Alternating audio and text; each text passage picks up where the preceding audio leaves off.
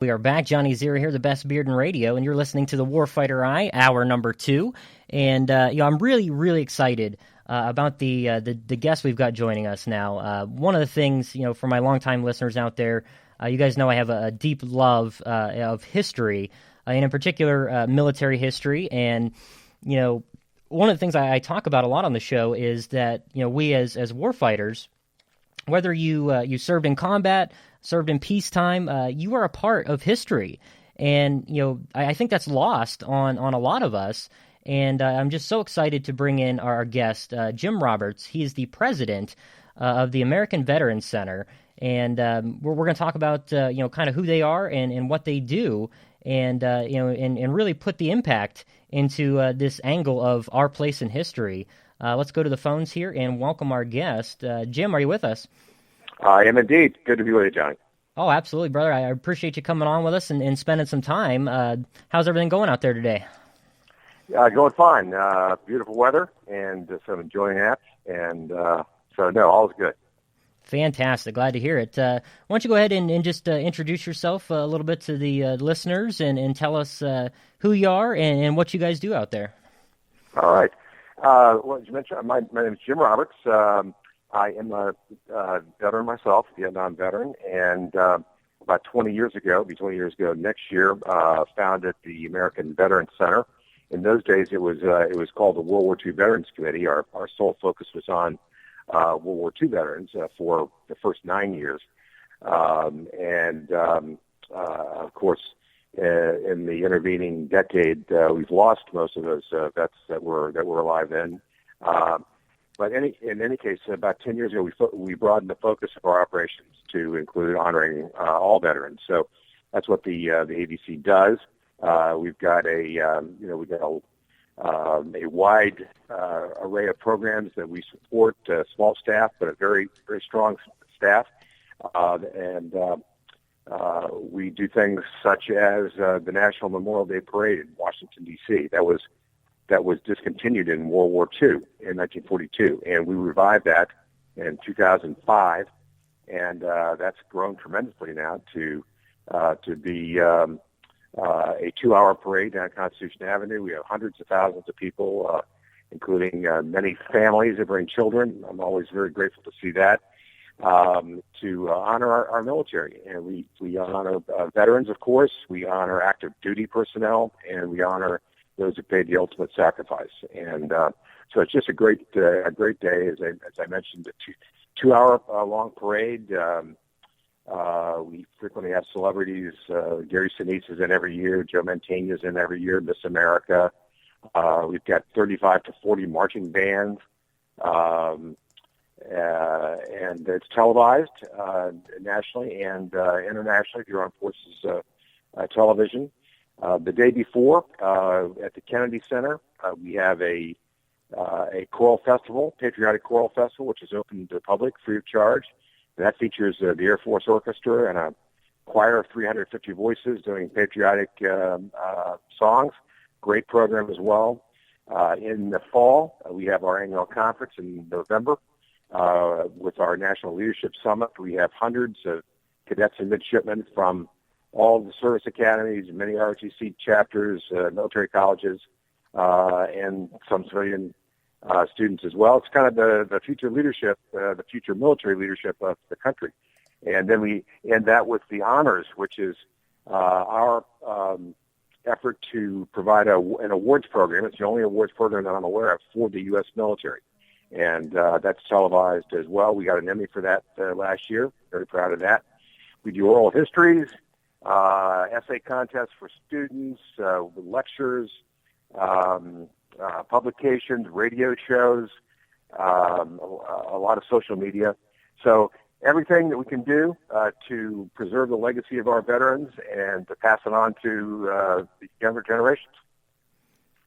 Well, I absolutely love it. And, it's, I was speaking, prior to the interview there about how much I love history and how veterans and warfighters have this, have their own special little place in history. And I'm blown away by the lengths that your organization goes through to preserve those histories. So let's talk about that for a minute. how you guys go about, preserving that legacy and achieving that mission. Well, one of the main programs we have here, probably our bread and butter program, day in day out, is oral histories. We do dozens and dozens of those with veterans. We have a fully equipped, state-of-the-art audio video studio. So we're always probably any day you're in our studios, you'll see somebody there being interviewed, and we record the whole interview. Sometimes they're several hours long. Frequently, for the best ones, we will make mini documentaries out of them. We submit all of them to the Library of Congress Veteran Sisterhood Project. We're a partner of theirs, so they are available at the Library of Congress as well as with us on our website. So that's the main thing we do day in and day out. And then we have these big events that I mentioned to you. We've also gotten into documentary filmmaking. We did our first documentary last year called The Final Toast, which is about the Doolittle Raiders. And that was, I think, a very successful effort for being a first effort. It was shown on public television, and we're working on one now on the Flying Tiger. So we hope to do more and more of these full-scale documentaries. Meanwhile, we're doing a lot of short documentaries, which we're posting online. So that's the principal way, day in and day out, that we try to preserve the history that you're talking about. I'm doing a interview myself May 19th with the editor of Vietnam Magazine, and we're going to double that up as an audio video history for the American Veterans Center as well. So they asked me to do an interview for the magazine, and so I said, well, as long as I'm doing that, might as well do a video oral history as well. So I'm going to be involved on that side of the camera rather than the other side, which is where I usually am. It's just so fascinating to me because this piece of history concept is very powerful to me, and to me it gives veterans that source of pride, something to look back on and say, yeah, I was there, and I was a part of this. And I've long said that as the warrior generations get older, we start to lose some of those stories. And I have had many examples of, like, my grandfather, of course, was a World War II vet, and I grew up listening to his stories, and now I carry those on and I share those. It's a very powerful medium. Absolutely. And one thing that should be emphasized too is it is a great way to reach young people. We found that young people are captivated by history, by military history in particular, if you present it the right way. They love the idea of heroes and heroism, which is not taught in the schools very much anymore. And it's these great figures of history. If you can bring them alive, they captivate young people and inspire them and teach them the values that the country is built on and the values that service in the military represents as well. So that's a big part of our mission as well, is education, educating the younger generation and generations to come. Absolutely phenomenal, and there's a lot to be said also about the first person perspective of combat. And absolutely. It's when you can read about something, you can watch films, whatever, but until you hear it through somebody who was there and hear their emotion and see that's an entirely different angle to things. And I think that the American people and actually the people of the world in general would really benefit from seeing something like that. Exactly. You're exactly right. I mentioned to you that we have these hundreds now of cadets and midshipmen from the academies, and so they're in a military environment, but they don't have many opportunities to see historical figures firsthand, and that's what we give them at our conference. So it's a lot different to read about the Doolittle Raid, which changed the course of World War II, than it is to actually sit down and have a cup of coffee with Dick Cole, who was the co-pilot of Jimmy Doolittle himself. Dick Cole is still alive, 100 years old, and still travels and speaks and loves to meet with young people. And these kids are just blown away by that when they have a chance to meet him and hear his story. So there's just no substitute for that, and not enough of it being done. And we have heroes by the military heroes by the hundreds of thousands in this country. And in most communities, if you talk to a veteran who's been in combat or in a combat theater, they've got a story well worth hearing. That's going to be inspirational in some way. Oh, absolutely. I mean, it's inspirational to the general public, and I think there's, I keep going back to this importance of being able to share our own stories. And I can speak for myself and a lot of vets that I talk to.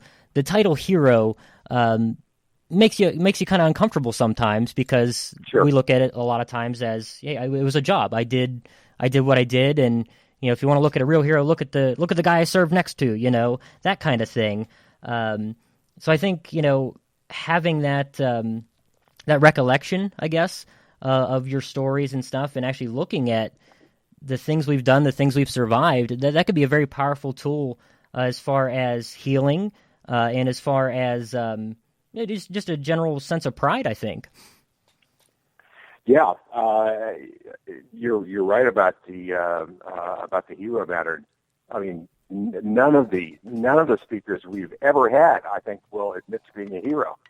They don't want to be called that. They say, as you suggest, I was just doing my job. I wasn't any different, from the guy next to me. But we can call them heroes. We can recognize heroes for what they are, and there are some like Dick Cole, to just bring him up again, who is clearly a hero. I mean, he was flying off into what they thought probably was a suicide mission, and here he is, 100 years old, and he's a genuine American hero. That term is overused, I think, for all kinds of people, sports figures and others. Celebrities. Celebrities who are outstanding in their own fields, but they don't really fulfill the definition of hero, in my view, like the military veterans do. And there are many people in civilian lives also who've done heroic things. Being a great actor is not a heroic thing. Right. Okay. So anyway, yeah. But, for me, it's been a real labor of love. Like, I go into the office every day and I meet people routinely every week that I'm just astonished that I have the privilege of working. It's not even really work in that sense. It's a privilege to be associated with people like this, and I just love what I do, and I don't have any plans to stop anytime soon. Well, that's a good thing. I mean, and it's you can tell the amount of passion you have for it, and just the amount of work that would go into something like this. Just looking, at these oral histories, and then we'll check out some of the other stuff. But do folks have to come to you to do these? Do you select people? Do they volunteer? I mean, how does that whole process work? Well, most of the interviews we do are done in our studios. Now, sometimes we send out a camera crew, particularly to a conference, that kind of thing, where we can interview a number of veterans. Mm-hmm. Very expensive, needless to say, to fly a producer and a cameraman and an interviewer from D.C. to California for one person. I mean, right. We've done that kind of thing on a few occasions, but normally we try to stretch the value of our dollar and to go to conferences and other gatherings where there will be a number of veterans over a course of several days, so we can get many interviews at the same event. So, but most of them come into Washington. They're either passing through. If they speak at our conference, we interview every speaker at the conference privately. We set up a studio there in the Navy Memorial is where we hold our conference, and we have a private room there where we take speakers aside and do oral histories with them, each one of them. And so, again, that's an economy of scale you can get in the gathering. So, but by and large, the people are coming through our studios, and that's where most of our interviews are done. Fantastic.